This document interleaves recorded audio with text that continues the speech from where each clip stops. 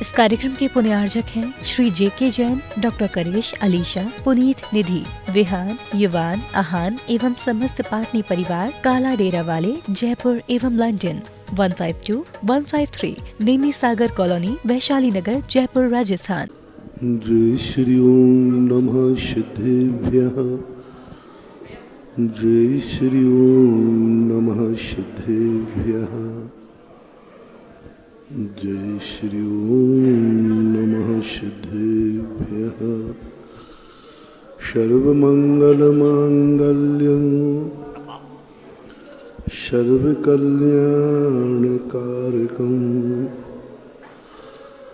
प्रधानं सर्वधर्माणां जैनं जयतु शासनम्। जैनं जयतु शासनम्। पंच परमेष्ठी भगवान की जय हो। आचार्य श्री गुरुवर कुंद कुंद महाराज की जय हो। आचार्य श्री गुरुवर विद्यासागर महाराज की जय हो। निर्यापक श्रवण मुनिपुंगव श्री सुधासागर जी महाराज की जय। आचार्य संघ की जय।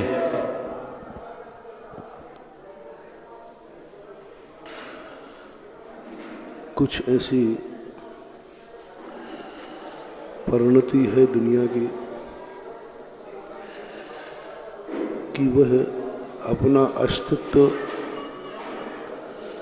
त्रिकालिक रखते हुए भी उस त्रिकालिक सत्ता का अनुभव नहीं आ पाता। स्वयं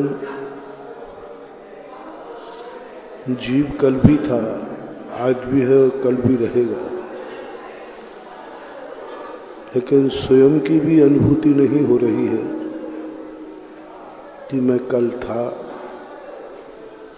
और कल। ये ज्ञान में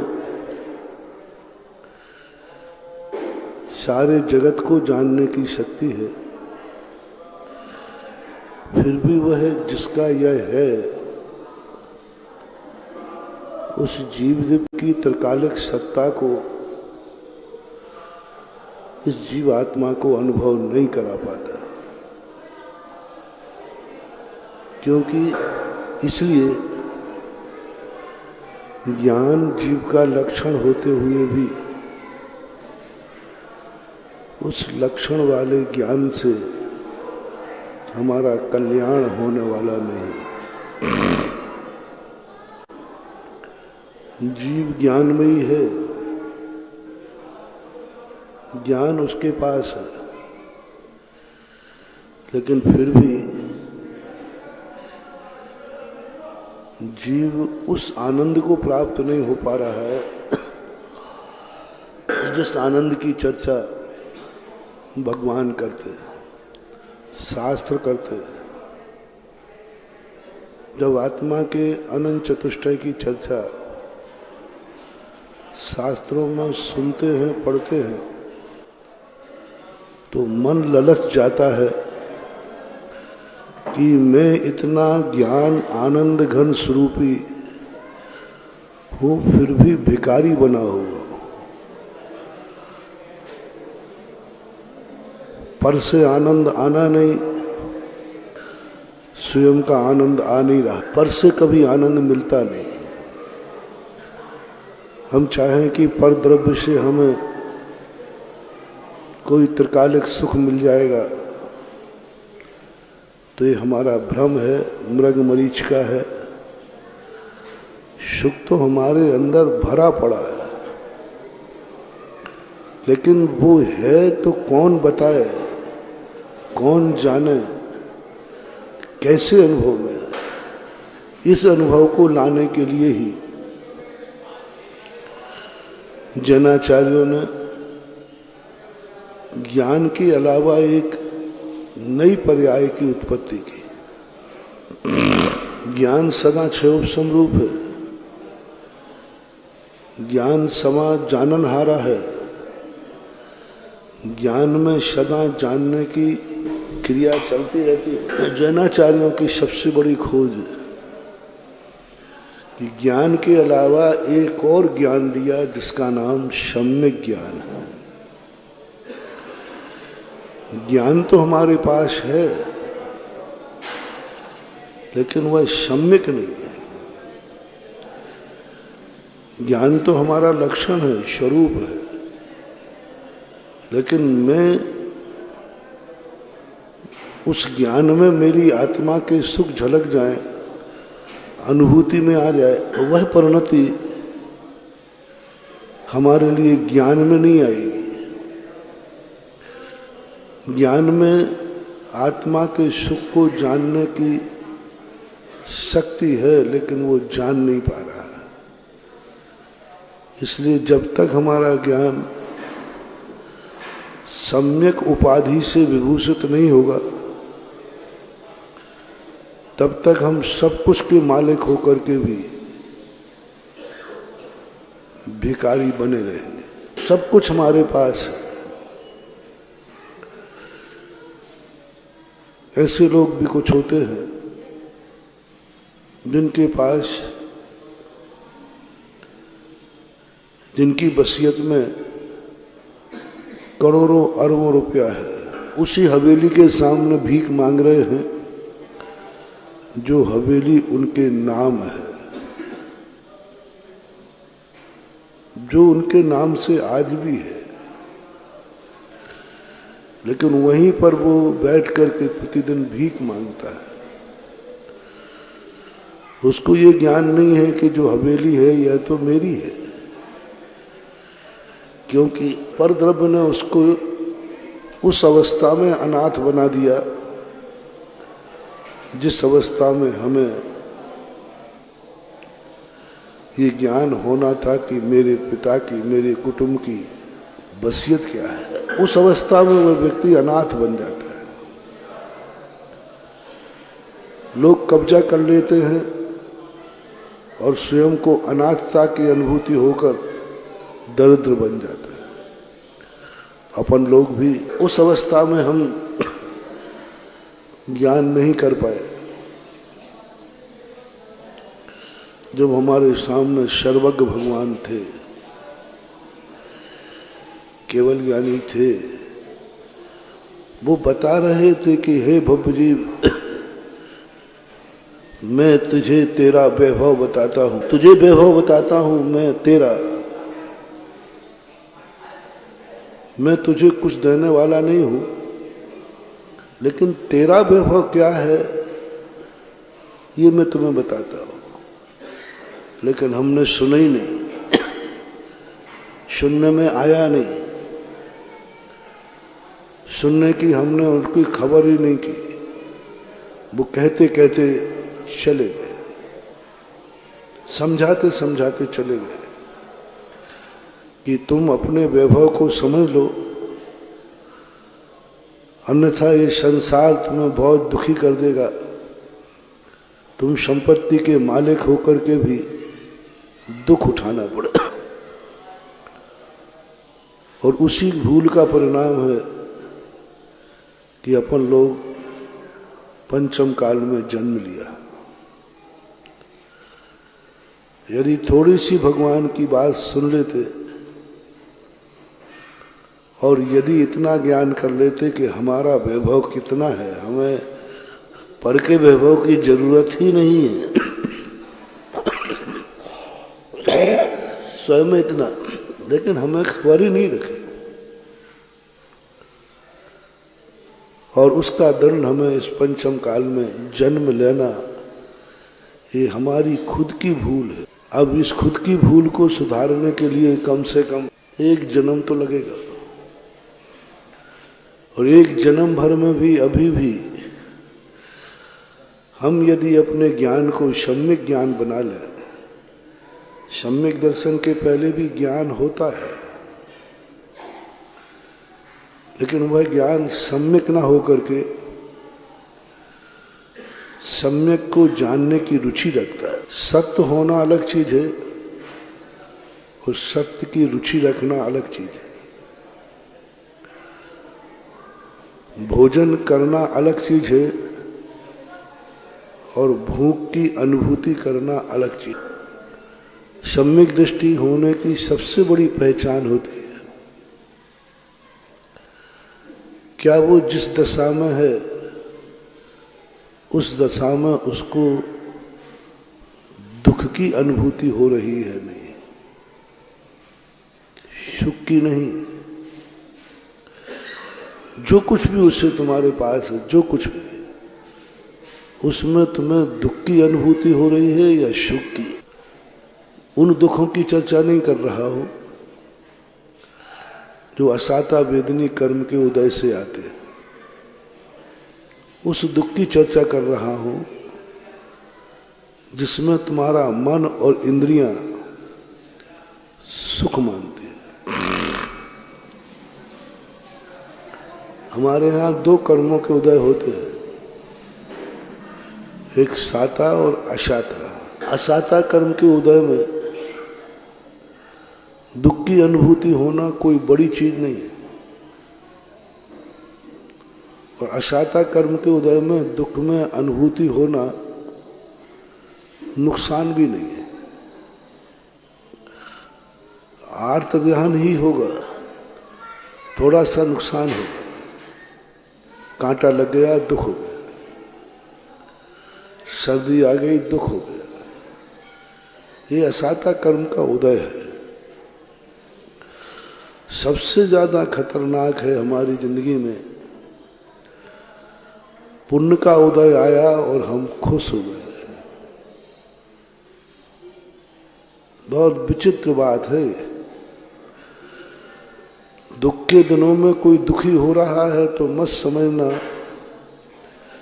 कि ये मिथ्या दृष्टि है। दुख के दिनों में कोई परेशान है तो मत समझना कि अधर्मी है।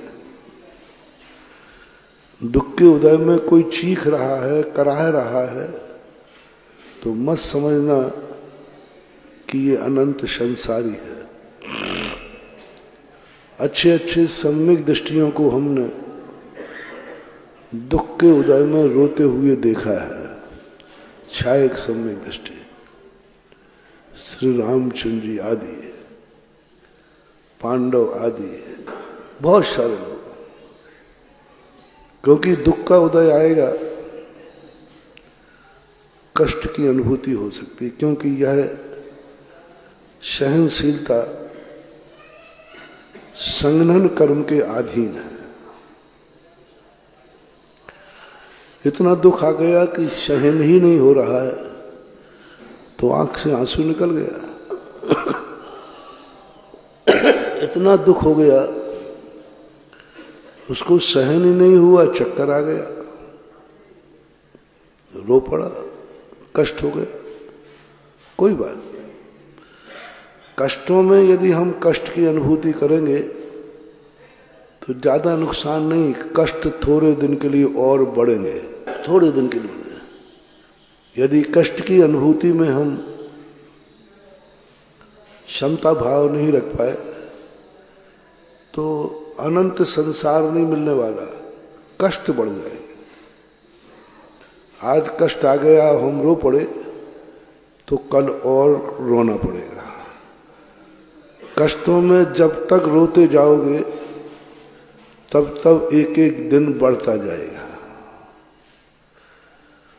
बुरे दिनों में जब रोते जाओगे बुरे दिन बढ़ते जाए। कष्टों की ये परंपरा है।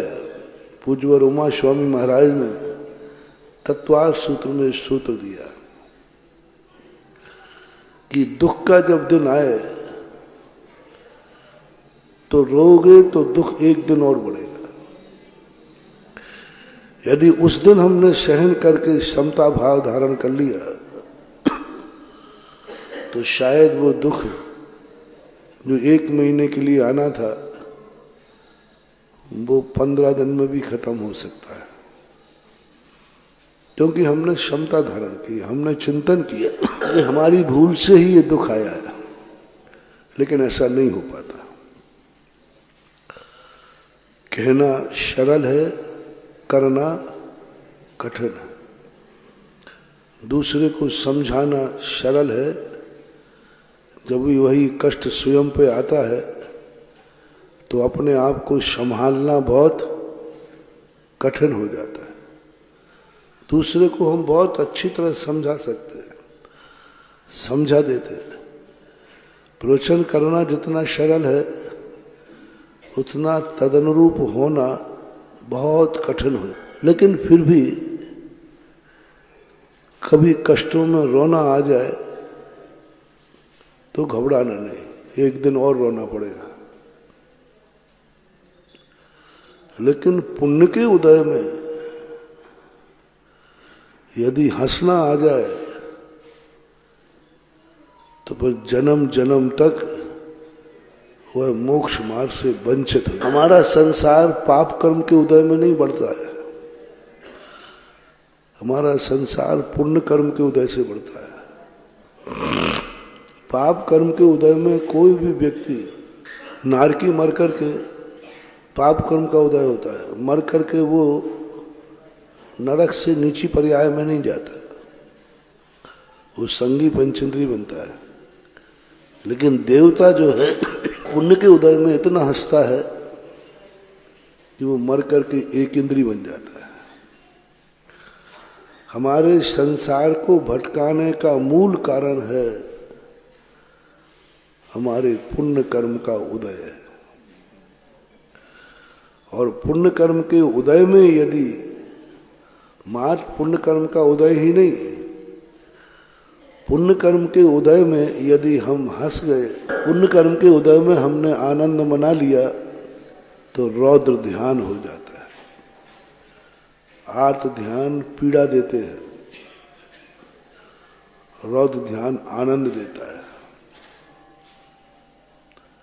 सबसे निकृष्ट ध्यान है पाप कर्म के उदय में, अशुभ कर्म के उदय में कोई आनंद में नहीं आता,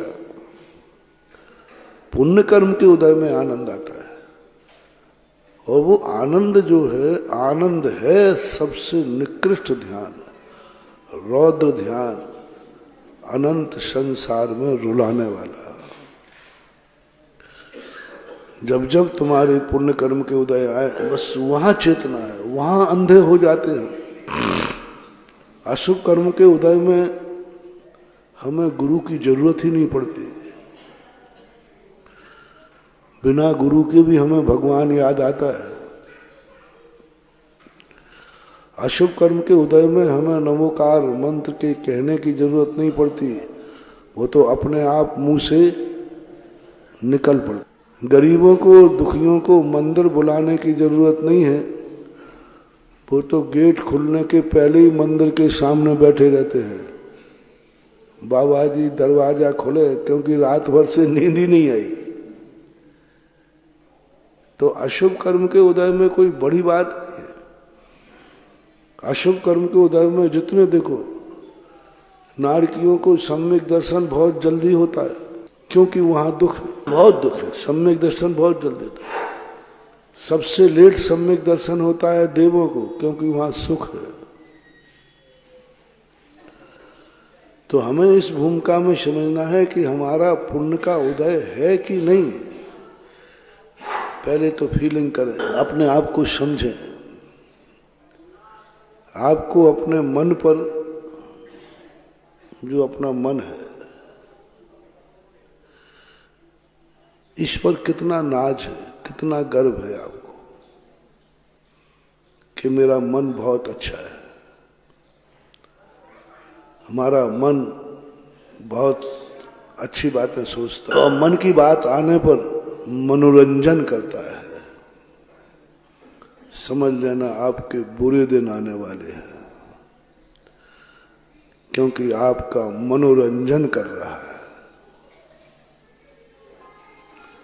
और आपको ये आनंद की अनुभूति हुई, आपके पिताजी के पास बहुत धन है, बहुत बड़े आदमी है, आपको आनंद आ गया, बस आपका भविष्य अंधकार में, आपका शरीर स्वस्थ है, आपको आनंद की अनुभूति होगी, बस अब थोड़े ही दिन बाद कुछ गड़बड़ होने वाला है। आपकी आंखें बहुत अच्छा देखती हैं, कान बहुत अच्छा सुनते हैं, मुख से बहुत अच्छा बोलते हो, पैरों से बहुत अच्छा चलते हो, जो खा लो सब पच जाता है, कहीं से कोई भी तकलीफ नहीं है, सारी दुनिया तुम्हारी मुट्ठी में है, सारी दुनिया में तुम्हारी हुकूमत चलती है, सारी दुनिया में तुम्हारी जय जयकार हो रही है, सारी दुनिया तुम्हें मानती है, यह अनुभव तुम्हारे लिए हुआ और आनंद की अनुभूति हुई, समझ लेना अब बुरा दिन आने वाला है।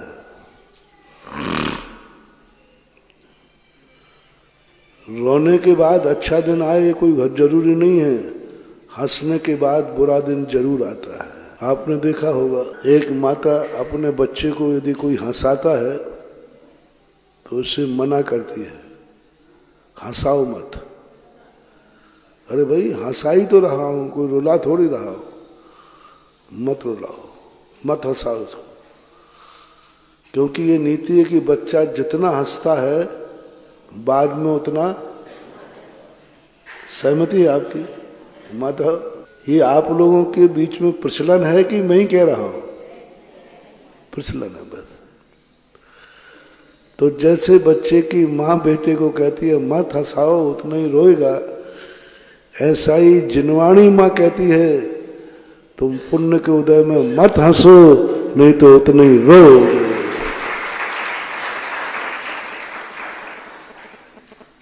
पुण्य के उदय में मत हंसो, आनंद मत मनाओ,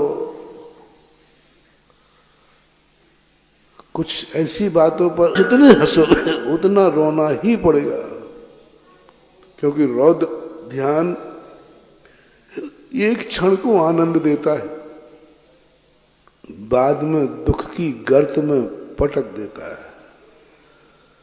पतंगे को हेलोजन में सामने जाते बहुत आनंद में झूमता है, लेकिन एक क्षण बाद वह उसी हेलोजन में जल के खाक हो जाता है। जिस वस्तु ने उसे आनंद दिया उसी ने खाक कर दिया। ऐसा ही जिस पुण्य कर्म के उदय से हमें आनंद आया उसी आनंद ने हमें खाक कर। बहुत बार ये हुआ,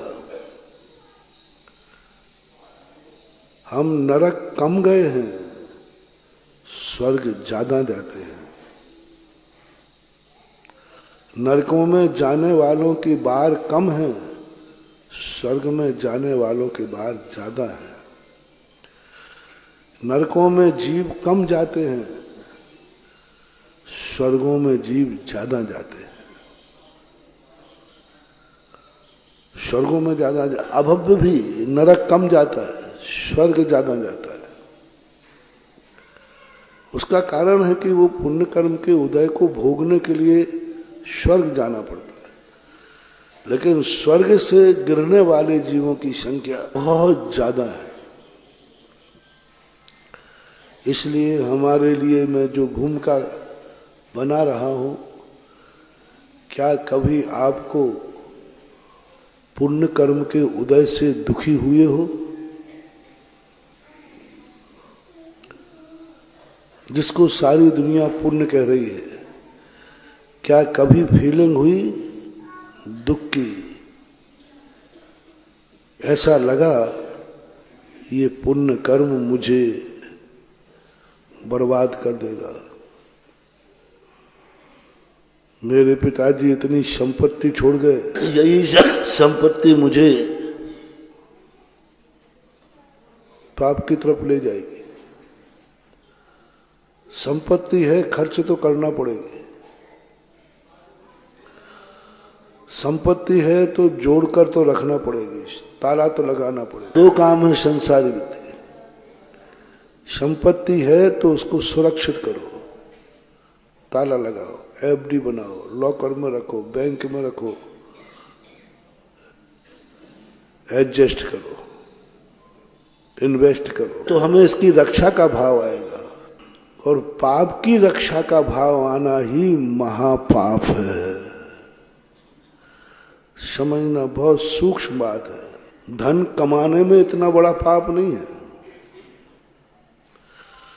धन कमाने के बाद जब तुम तिजोरी में रखते हो, लॉकर में रखते हो, एफडी बनाते हो, वो है सबसे बड़ा पाप। पाप करना बुरा नहीं है, पाप को सुरक्षित करना बुरा है। कमाने में व्यक्ति कितनी देर पाप करता है। दिन भर में आपने लाख रुपया कमाए तो दिन भर ही तो पाप किया, लेकिन उस लाख रुपए की सुरक्षा के लिए आपने कितने दिन पाप किया। एफडी बना दी 8 साल के लिए। अब तुम 8 साल के पापी हो गए, 8 साल के पाप के रखवाले हो गए, 8 साल तक पाप के आप रक्षक हो गए। पाप कमाया एक दिन और पाप गमाओगे 8 साल, वो भी एक दिन में गमाओगे, लेकिन पाप की रक्षा 8 साल तक करोगे, ये है खतरनाक चीज। मैंने बहुत बार सोचा परिग्रह को महापाप क्यों कहा। अन्य परिग्रहों की अपेक्षा महापाप क्यों कहा। परिग्रह विग्रह मूल हेतु। कुंदकुंद स्वामी ने भी प्रवचन सार में कहा, हवदिवाना हवदि बंदो मदम विजीवेद काय चेठम्बी बंदो धुमब दीदो यदि शमणो छटिया सब। परिग्रह जो है एक धागा भी है, वह निरंतर बंद करता है। कभी हिंसा हो जाए तो बंद होवे या ना होवे, मर्दो व जीदो। कभी मुख से झूठ निकल जाए, कोई बात नहीं।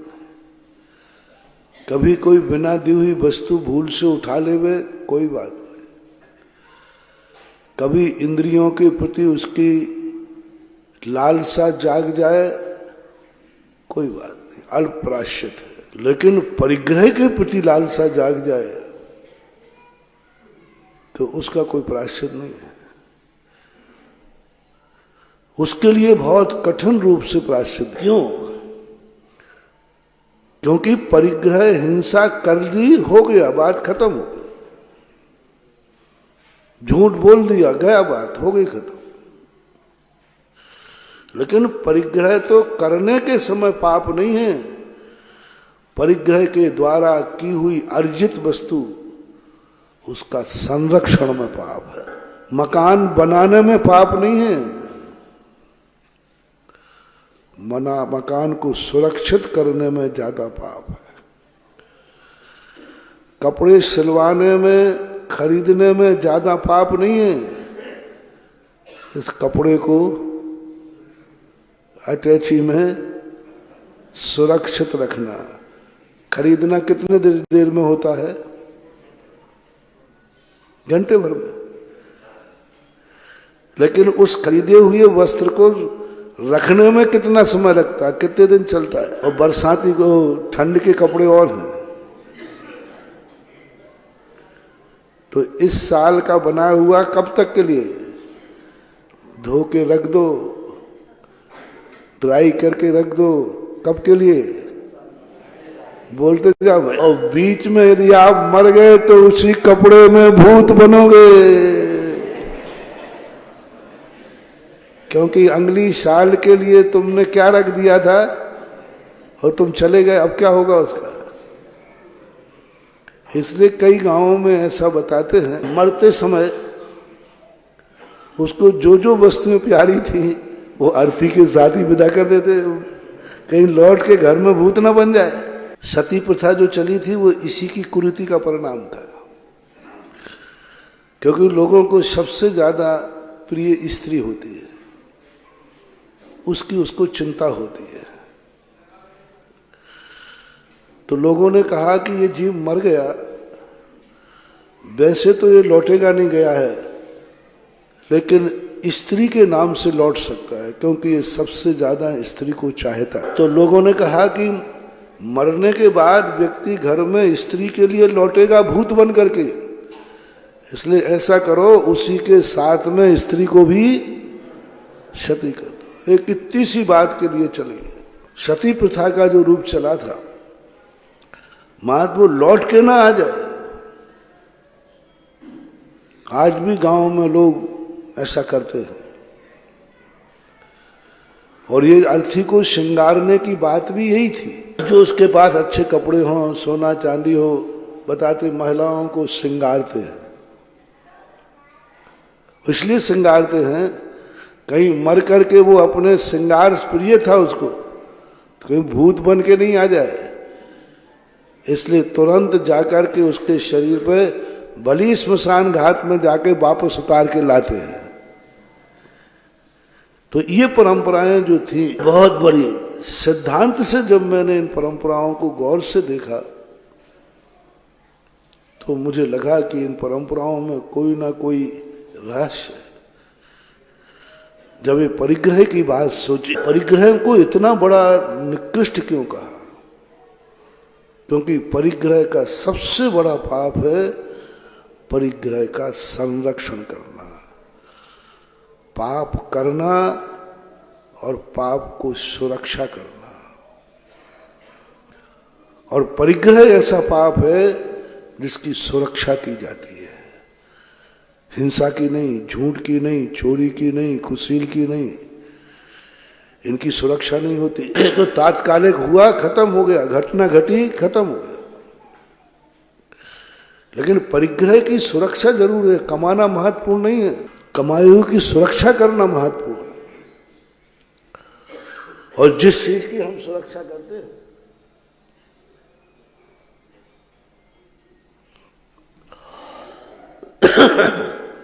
इसलिए साधु को कुंद कुंद भगवैसी समणो छटिया सब्बम, श्रमण को सबसे बड़ी छूट दी कि तुम परिग्रह रखना मत। लेकिन हम परिग्रह ग्रहण तो करते हैं, आहार तो लेते हैं। बोले आहार ले लेना,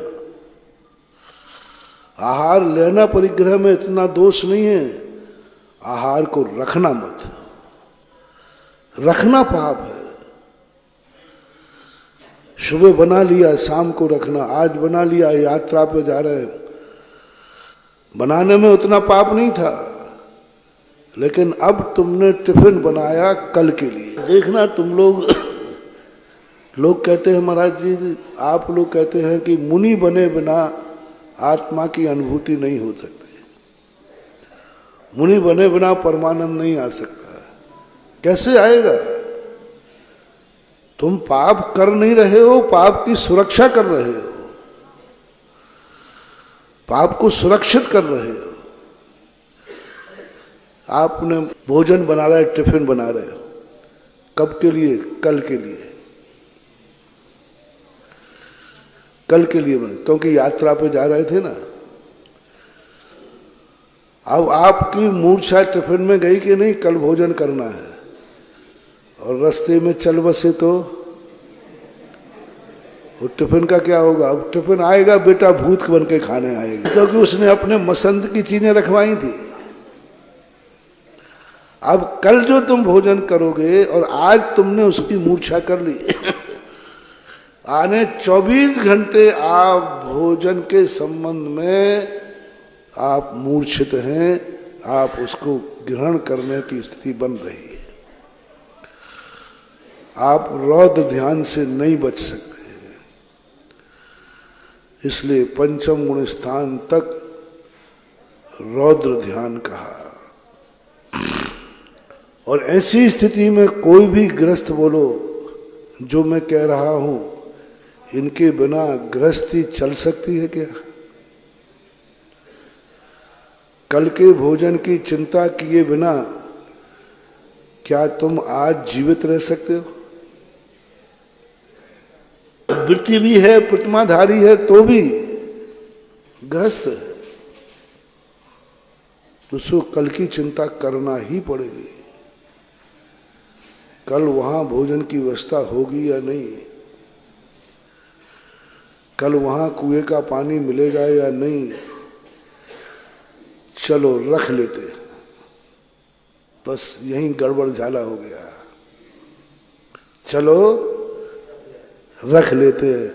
अब कल की चिंता आज हो गई, इसी का नाम तो रौद्र ध्यान है, और है क्या। अब कल का हमें कोई भरोसा नहीं, एक क्षण का तो भरोसा नहीं। मैंने सोचा था कल सवेरे, सब कुछ भाव था कि सरोज में कल सुबह प्रवेश कर जाऊंगा, लोग चलते चलते सुबह से शाम हो गई। और कह देता बाबू तो क्या होता। हमें आचार्य श्री का कल खूब अच्छी याद आए। मैंने कहा आचार्य श्री आपने अच्छा सिखा दिया, किसी को वचन मत देना, आ जाए तो प्रवचन दे देना। वचन एक बार ही दिया जाता है गुरु को कि मैं जीवन पर्यंत इस व्रत का पालन करूंगा, ये वचन है। अब किसी को वचन मत देना, प्रवचन देना। यदि कल वचन दे देता कि सुबह मैं सिरोंज आगे बोलो आऊंगा, तो काय से आते बताओ भैया,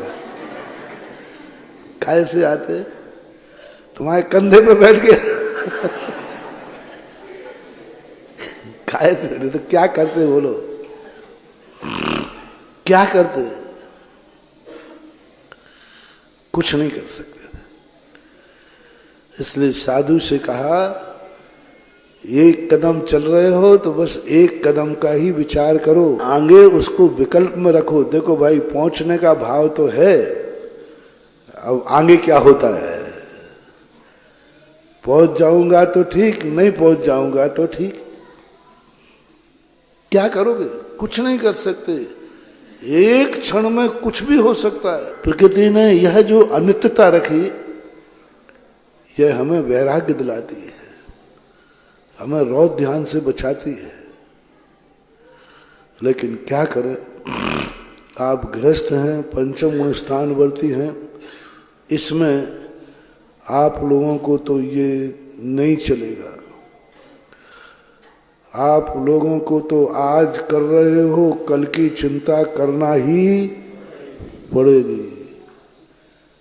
उसी दिन बनाया हुआ मकान उसी दिन नहीं छोड़ सकते, आपको तो बनाते समय परिणाम करना ही पड़ेगा कि ऐसा मजबूत बनाओ कि 100 साल चल जाए। अब 100 साल की मूर्छा आपको लग चुकी आज। बस यह जो निरंतरता हमारे जीवन में गृहस्थ में बनी रहती है, ये रौद्र ध्यान है। कोई बात नहीं,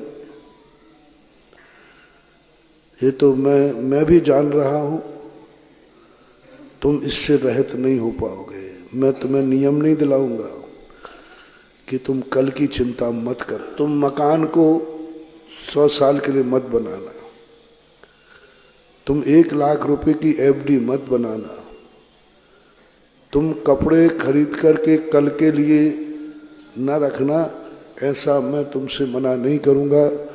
क्योंकि मुझे भी मालूम है गृहस्थी एक दिन भी नहीं चलेगी, उन्हें कल का विचार करना ही पड़ेगा, क्योंकि वो गृहस्थ है। गृहस्थ के ऊपर जो संकट आएगा वो स्वयं को ही भोगना पड़ेगा।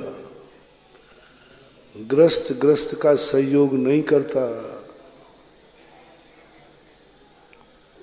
कल यदि कहीं रास्ते में भोजन नहीं ले गया, नहीं मिला, तो कोई पूछने वाला नहीं है। या तो मरेगा या व्रत नियम तोड़ेगा। सारा धन कमा करके आज ही खर्च कर दिया तो कल लॉकडाउन लग गया तो कोई पड़ोसी निमंत्रण पे बुलाने वाला नहीं है। फिर तो जो रखा हुआ है वही खाना पड़ेगा।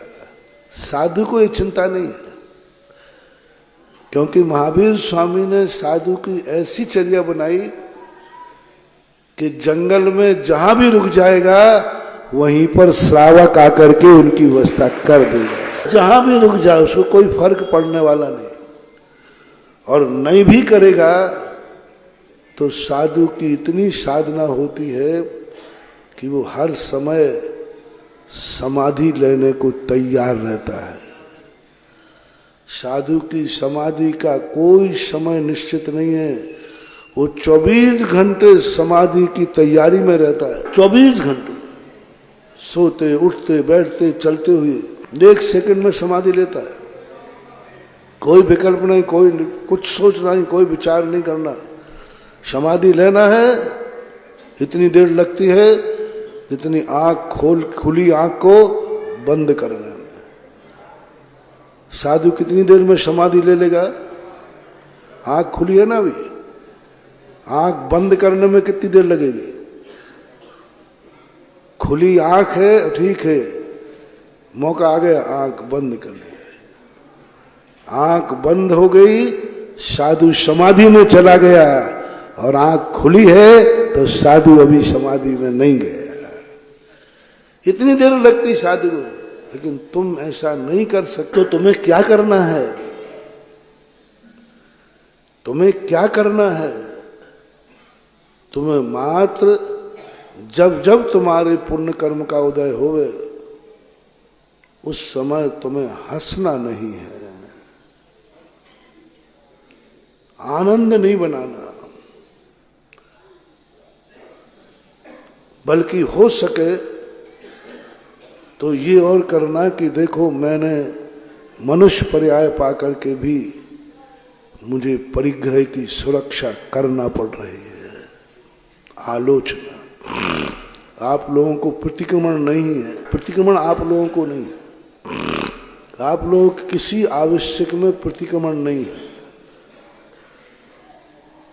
कहीं भी पूरे प्रतिमाओं को मैंने पढ़ा, अविरत सम्यक दृष्टि को पढ़ा, देशवती 2, 3, 4, 5, 7, 8, 9, 10, 11 प्रतिक्रमण पढ़े, 11 लोग, लेकिन इनको कहीं मूल गुणों में प्रतिक्रमण शब्द नहीं आया। हमारे मूल गुणों में है 28 मूल गुणों में हमारे में एक प्रतिक्रमण आता है, लेकिन आप लोगों के जीवन में कहीं प्रतिक्रमण की चर्चा नहीं की। पूरा रत्नगण साहब का आचार लिखा गया, उसमें कहीं भी प्रतिक्रमण शब्द नहीं आएगा। हर प्रतिमा का डिटेल वर्णन है, 35 श्राव का आचार है। कुंदकुंद स्वामी ने भी आपके श्रावक की चर्या का वर्णन किया, लेकिन प्रतिक्रमण शब्द कहीं भी देखने में नहीं, क्योंकि प्रतिक्रमण शब्द जो है प्रत्याख्यान का अनुकरण कराता है, और तुम प्रत्याख्यान कर नहीं सकते। त्याग में और प्रत्याख्यान में अंतर है। त्याग तो उसका किया जाता है जो जीवन भर, प्रत्याख्यान उसका किया जाता है जो बाद में किया गया हो गया हो। और आप लोग प्रत्याख्यान और प्रतिक्रमण के अधिकारी है ही नहीं। ना तो गृहस्थों के लिए कहीं प्रतिक्रमण की बात आई। अब गृहस्थ को क्या करना है? आलोचना। आलोचना का अर्थ होता है जो कुछ भी तुम रख रहे हो उस पर हर्ष मत मनाना, खेद मनाना। मुझे कल की चिंता करना पड़ रही है, मुझे 100 वर्ष की चिंता करना पड़ रही है, मुझे 1 लाख रुपए की एफडी बनाना है, मुझे 8 साल की चिंता करना पड़ रही है। ये दोष है, ये नहीं करना चाहिए था, लेकिन मुझे करना पड़ रहा है। बस करना पड़ रहा है, यह शब्द तुम्हारी आत्मा के अंदर से निकल गया तो प्रतिक्रमण तो नहीं होगा, लेकिन आलोचना हो जाएगी, तुम सम्यक दृष्टि हो जाओगे। सम्यक दृष्टि कोई भी पाप छोड़ता नहीं है, मिथ्या दृष्टि बस इतना करता है, वो कहता है यह मुझे करना नहीं चाहिए लेकिन मुझे करना, बस ये अनुभूति हो जाए, अंदर की प्रतीति में आ जाए, वह बात प्रतीति में आ जाए, आत्मा की पर्याय बन जाए। महानुभाव नहीं बन सकोगे तुम मुनि, कोई बात नहीं। तो जो तुम कर रहे हो, जो कुछ भी कर, भोजन करो, पानी करो, परिवार के साथ जो कुछ भी तुम कर रहे हो, बस तुम्हारे लिए अनुभूति में ये आवे, ये मुझे करना नहीं चाहिए लेकिन मुझे करना पड़ेगा। पड़ेगा, लाख उपाय करो तो भी करना पड़ेगा। महाराज कहें, भगवान कहें तो भी करना पड़ेगा। अब इसको कोई नहीं रोक सकता।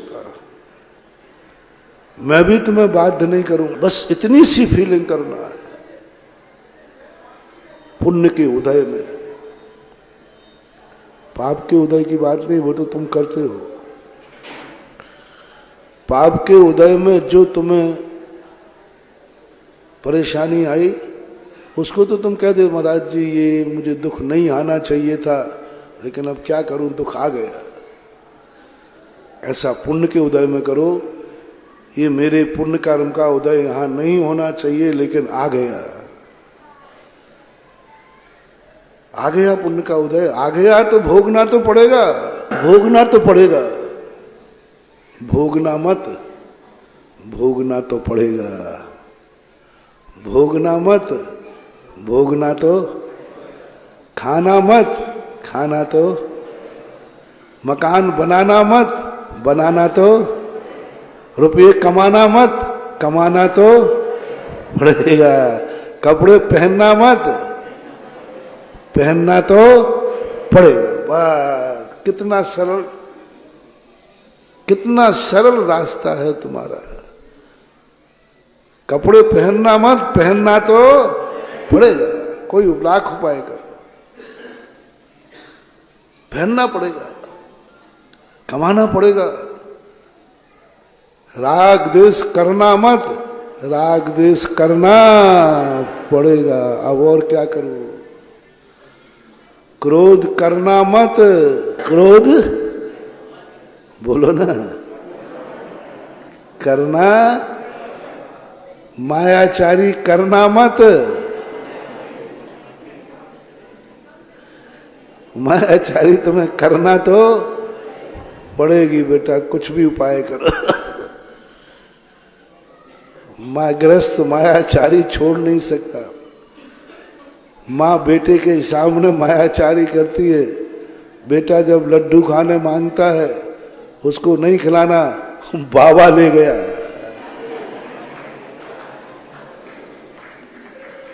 अब ये मायाचारी की के करना पड़े, नहीं रह सकते आप, करना पड़ेगी मायाचारी ग्रस्त को। लोभ भी करना पड़ेगा।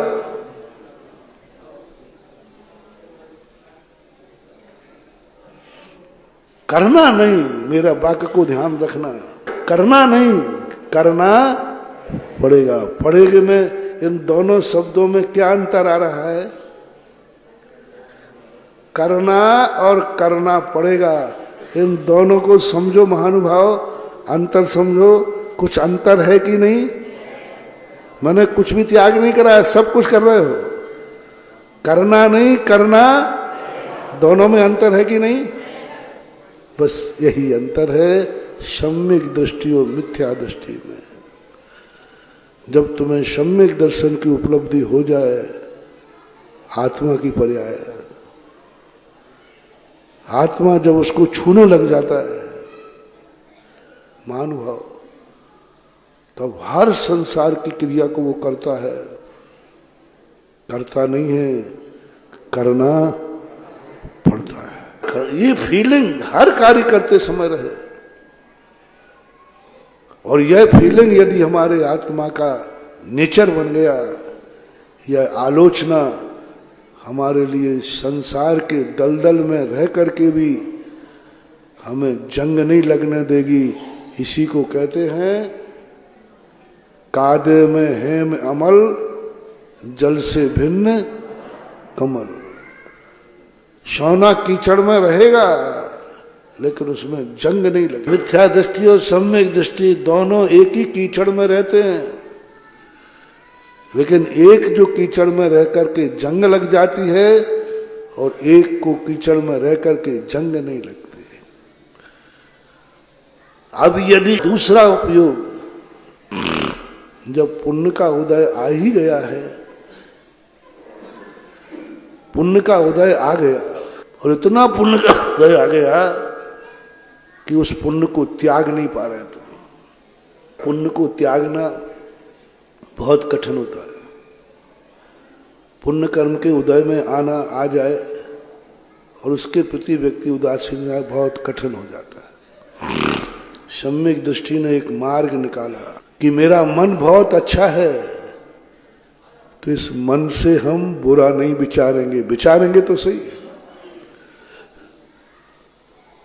हम देखेंगे तो सही, बुरा नहीं देखेंगे। सुनेंगे तो सही, बुरा नहीं सुनेंगे। बोलेंगे तो सही, बुरा नहीं बोलेंगे। चलूंगा तो सही, लेकिन बुरे स्थान पर नहीं चलूंगा। धन कमाऊंगा तो सही, लेकिन बुरे तरीके से नहीं कमाऊंगा। दूसरी पलटी लेता है। जब मैं छोड़ नहीं पा रहा हूं तो मैं इस धन को उस व्यक्ति की सेवा में लगाऊंगा जिसने ये सब कुछ छोड़ दिया है। कोई चीज की, हर चीज का समय होता है, और लेट आते हो तो चुपचाप पीछे बैठो। दूसरा, जब पुण्य के उदय में जब वस्तु आती है, क्योंकि पुण्य की बाढ़ आती है, कई लोगों के दुख के उदय आते हैं तो एक के बाद एक दुख आते ही रहते हैं, और कई लोगों के बाद पाप कर्म का, पुण्य कर्म का उदय आता है, आते ही रहता है। ऐसा पुण्य बढ़ता है। एक बार ऐसा हुआ, केशव विद्यापीठ में ललित चतुर्वेदी थे, एक मिनिस्टर थे। उन्होंने टाइम फिक्स किया, मैं भी पहुंच गया। बोले साहब अभी मंत्री जी तो हाउस से चले ही नहीं। मैंने कहा टाइम तो यहाँ का हो गया, तुम्हारा जी नेता है। मैंने कहा इनको अकल का। मैंने कहा कि जो अनावरण को करना था हमने अनावरण करा दिया। वो आए, मुझे अनावरण के लिए बुलाया था। बोले साहब वो तो महाराज ने करा दिया। मेरे पास आए, बोले महाराज जी अनावरण तो मुझे करना था। तो मैंने कितने बजे करना था? बोले महाराज हम लोग नेता लोग लेट चलते हैं। तो मैं कहा नेता लोग चलते हैं, महाराज लोग लेट नहीं चलते। उस दिन के बाद नियम बन गया नेताओं में कि सुधा सागर के सानिध्य में कोई कार्यक्रम हो तो 2 मिनट पहले पहुंचना, नहीं तो अनावरण हो जाएगा।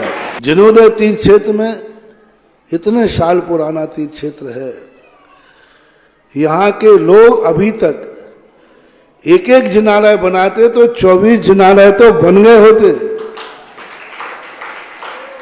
बाहर वालों को मौका मत दो। जो अपने क्षेत्र पर बाहर वालों को मौका दे देता है, वो समझ लो अपने खेत में दूसरे को खेती करने का मौका दे रहा है। सबसे पहले होड़ लगाओ कि नहीं, हमारा निकटवर्ती क्षेत्र है, यहां जो भी बनेगा हम लोग बनाएंगे। संशाला बनाई थी तो बनवाई थी, उस समय मैंने शिलान्यास उस समय शायद किया था। जब शिलान्यास हुआ था कि नहीं, स्थान तो निश्चित हुआ था।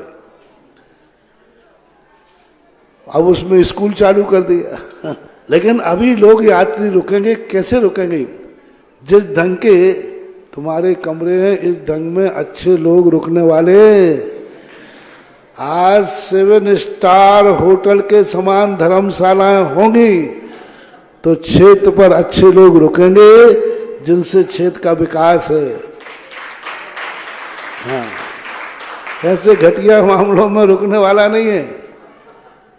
इसलिए आप लोगों के समय के अनुसार आज हमने एक सम्यक दृष्टि गृहस्थ के जीवन को एक कैसे अनुभूति करें, ज्ञान के बाद सम्यक ज्ञान क्यों रखा। ज्ञान तो हमारा लक्षण है, लेकिन सम्यक ज्ञान हमारा स्वरूप है। ज्ञान हमारा लक्षण है, सम्यक ज्ञान हमारा स्वरूप है। और एक गृहस्थ की कैसी अनुभूति हो, इस संबंध में मैंने चर्चा की। महावीर भगवान की। इस कार्यक्रम के पुण्यार्जक थे श्री जेके जैन, डॉक्टर करिवेश अलीशा, पुनीत निधि, विहान, युवान, आहान एवं समस्त पाटनी परिवार, काला डेरा वाले, जयपुर एवं लंदन। 152-153 नेमी सागर कॉलोनी, वैशाली नगर, जयपुर, राजस्थान।